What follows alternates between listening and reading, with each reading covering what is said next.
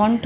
আজ রামপুরহাটের বিধায়ক ডক্টর আশিস বন্দ্যোপাধ্যায় তথা রাজ্যের ডেপুটি স্পিকার একটা সাংবাদিক সম্মেলন করে তিনি জানান, আগামী 30 বছর রামপুরহাট পৌরসভার কোনো জলের কষ্ট থাকবে না। অমৃত প্রজেক্টের কাজ শুরু হয়ে গেছে, তার জন্য প্রত্যেকটা বাড়িতে পানীয় জল পৌঁছে যাবে, যার জন্য কোনো কর বা ট্যাক্স দিতে হবে না।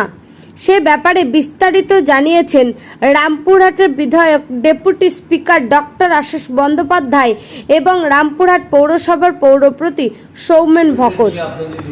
আপনারা জানেন, দীর্ঘকাল ধরে রামপুরহাট শহরে জলের একটা সংকট চলছে।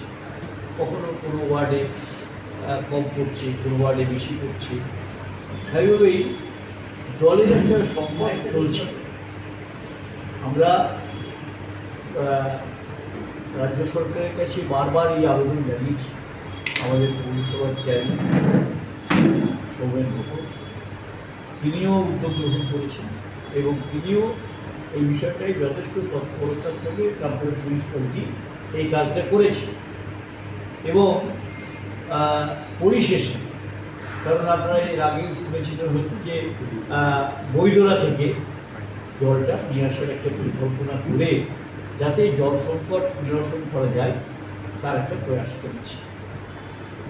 এবং সেজন্যই রাজ্য সরকার অমৃত প্রকল্পে আমরা দেখেছি যে এখানে মানে 9 তারিখে যা টেন্ডার হয়েছে 77,85,00,000 টাকা এর জন্য মানে অনুমোদন করেছি। এই অনুমোদন করার পরে গত 9 জুলাই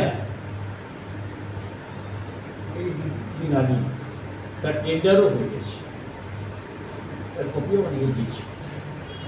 আর ফেজ 1 ফেজ 2 কীভাবে জলটা আসবে, এরকম যে রিজার্ভার, সেই রিজার্ভারগুলো আন্ডারগ্রাউন্ড রিজার্ভার হবে, মানে শুধু মানে উপরে নয়, আন্ডারগ্রাউন্ডেও রিজার্ভার হবে এবং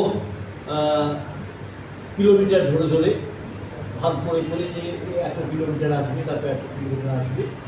এবং মোটামুটি এই প্রকল্পটা চালু হয়ে গেলে রামপুরহাট শহরে জল সংকট তো থাকবেই না, উপরন্তু পর্যাপ্ত পরিমাণে জল, পানীয় জল পাওয়া যাবে।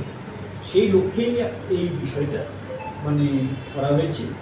এবং আপনাদের যেটা আমি আনন্দের সঙ্গে জানাচ্ছি যে মাননীয় মুখ্যমন্ত্রী মমতা বন্দ্যোপাধ্যায় তিনি প্রত্যেকটা ঘরে জল পৌঁছে দেওয়ার একটা পরিকল্পনা করেছেন এবং যেটা তার একটা টার্গেট আছে যে এত সালের মধ্যে সমস্ত ঘরে, সমস্ত পশ্চিমবাংলার সমস্ত ঘরে ঘরে পানীয় জল পৌঁছে যাবে।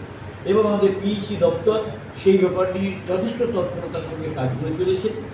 এখনও আমরা যে জল সংকট, সেই জল সংকটের নিরসনের জন্য কোথাও আমরা ওই সাবমার্সিবল দিচ্ছি, কোথাও আপনারা দেখেছেন যে হয়তো ডিপ টিউবওয়েল করে দেওয়া হচ্ছে। এইসব ব্যাপারগুলো নিয়ে অর্থাৎ মানে একটা ঠেকা দেওয়ার চেষ্টা, যাতে পানীয় জলটার সংকটটা না তীব্র হয়ে যায়, এই একটা চেষ্টা চলেছে। কিন্তু এইটা ফাইনালি যেটা করার লক্ষ্য সেটা হচ্ছে যে জল সংকট একদম সম্পূর্ণভাবে নিরসন করে দেওয়া এবং এই জল সংকটটা নিরসন হয়ে গেলে প্রত্যেকটি ওয়ার্ডে প্রত্যেকটি মানুষ জল পাবে, এই জলের অভাবটা থাকবে না, এই পানীয় জলের অভাব থাকবে না। সেই লক্ষ্যেই 9 তারিখে 9 জুলাই 2024 টেন্ডারও হয়ে গেছে।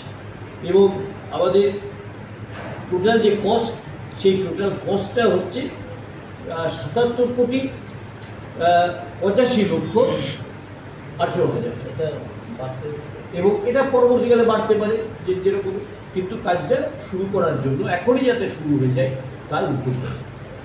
স্যার, এখনো পর্যন্ত কত বাড়িতে জল সংযোগ দেওয়া হয়েছে? এখনো পর্যন্ত 12,000 বাড়িতে এবং 17,000 বাড়িতে আরও নিউ কানেকশন দেওয়া। নতুন যে প্রকল্পের মধ্যে কত টার্গেট ধরা আছে? নতুন যে প্রকল্পটা হচ্ছে অমৃত 2, তাতে কত টার্গেট ধরা আছে? 17,065 টার্গেট। যাতে মনে হচ্ছে সমুদ্রের প্রভাব দিয়ে যাবে। একদম টোটাল প্রত্যেক বাড়িতে জল পাবে, কেউ পাচ্ছে না। এই যে নতুন প্রকল্প তারা জল অপচয় করতে কি ব্যবস্থা নেওয়া হবে? অনেকে বাড়ি রয়েছে বলতে নতুন আমরুট হয়ে যখন আসবে ফ্লো মিটার লাগানো হবে, ওয়াটার মিটার যেটাকে বলছে, সেটা চিন্তা ভাবনা করেছে সরকার করেছে, এবং প্রত্যেকটাই মিটার ওয়াটার মিটার লাগানো থাকবে প্রত্যেক কানেকশন। জলকর কি নেওয়া হবে? না জল করবে প্রত্যেক বাড়িতে কত লিটার যাবে? এখন যে টার্গেট আছে প্রত্যেকটা বাড়ির মাথা পিছু 120 লিটার করে টার্গেট ধরা হয়েছে, কিন্তু 120 লিটার টার্গেট ধরে কিন্তু প্রজেক্টটা করছে। এবার হতে যখন মনে করেন পপুলেশন বাড়বে, ঘর বাড়বে, তখন এটা হবে, কিন্তু আগামী 20-25 বছর জলকষ্ট রামপুরহাট সঙ্গে থাকবে। নতুন কানেকশন নিতে গেলে কি টাকা নেওয়া হবে? না, এখন পর্যন্ত ফ্রি অফ কস্ট বলা আছে, তো টাকার কথা কিছু বলা হয়নি। মানবিক মুখ্যমন্ত্রী মানুষের কষ্ট বুঝে জল প্রকল্পগুলো নিয়ে এতটা তৎপর আছে, এবং মানুষের মধ্যে কোনো বার্ডেন থাক উনি চান না। এখন পর্যন্ত জল কর বা নতুন কানেকশানের কিছু এই ধরনের কোনো প্রকল্প না। কিলোমিটার প্রতিটা বাড়িতে প্রত্যেকটা বাড়িতে কিলোমিটার। এই নতুন প্রকল্পতে কোন কোন ওয়ার্ড উপকৃত হবে? গোটা রামপুরহাট শহর উপকৃত হবে। গোটা রামপুরহাট কাজটা কত সময়ের মধ্যে শেষ হবে? কাজটা দেখুন, কাজটা দেওয়া আছে টোটাল 730 দিনের মধ্যে কাজ কমপ্লিট, সরকারি যেটা দেওয়া যায়, কিন্তু আমরা ভাবছি 1.5 বছরের মধ্যে প্রত্যেক বাড়িতে জল পৌঁছে যাবে। টেন্ডার প্রসিডিওরটা আমাদের কনস্ট্রাকশনের তো কাজ না, এটা পাইপ লাইন আর সাবমার্সিবল করা, এবং বদলাতে 6 একর জায়গা নিয়ে গভর্নমেন্ট আমাদেরকে প্রপোজাল দিয়েছিলাম, ওটা প্রায় কমপ্লিট, ইন্সপেকশন হয়ে গেছে। ওই প্রপোজালটা আসছে 6 একরে, ওইখানে বাউন্ডারি ওয়ার্ল্ড কস্টে ধরা নাই, আপনারা জানেন 100 কোটি টাকার আমাদের টোটাল কস্ট ধরেছিলাম। তার মধ্যে এখন স্যার যেটা বললেন 77 কোটি 85 লক্ষ টাকা টেন্ডার হয়েছে। এরপরে যদি 100 কোটির উপরেও দরকার পড়ে রামপুরহাটের জন্য, তাও নিয়ে আমরা হ্যাঁ স্যার নিজে গিয়ে মন্ত্রীর কাছে মন্ত্রীকে চেয়ারম্যানকে সঙ্গে নিয়ে গিয়েছিলাম। মন্ত্রী আমাদের সেচ মন্ত্রী, তার সঙ্গে গিয়ে তিনি বলেছেন যে আমি যতখানি সম্ভব ততখানি করে দেওয়ার চেষ্টা করবো, করেও দিয়েছি। এবং তিনি করে দিয়েছেন না, তার 24 ঘন্টার মধ্যে রেজাল্ট পেয়েছে। আচ্ছা, ওইখানে কি ভূগর্ভস্থ জলটা নেওয়া হবে না? সারফেস ওয়াটারে যে জল দরকার সেই জল নয়, এবং চাষের ক্ষেত্রে এফেক্টেড করবে, তার জন্য সারফেস ওয়াটার জলটা সরকার অনুমোদন দেয়নি। ভূগর্ভে আমরা যাচ্ছি না, সারফেস ওয়াটারটা ওখানে কি কি হবে?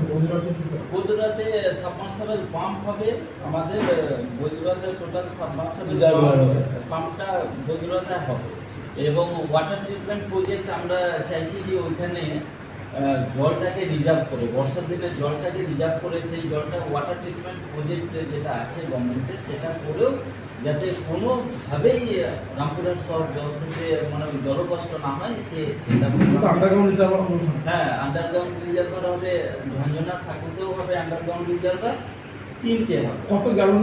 3টে হবে, একটা 3 লক্ষ লিটার একটা হবে, আর 3.5 লক্ষ লিটার দুটো হবে, টোটাল 3টে। এবং আপনার ওভারহেড রিজার্ভার 15 নম্বর ওয়ার্ডের চাঁদনী পারে হবে, সেখানে দুটো হবে, একটা 7.5 লক্ষ লিটার আর একটা 6 লক্ষ লিটার।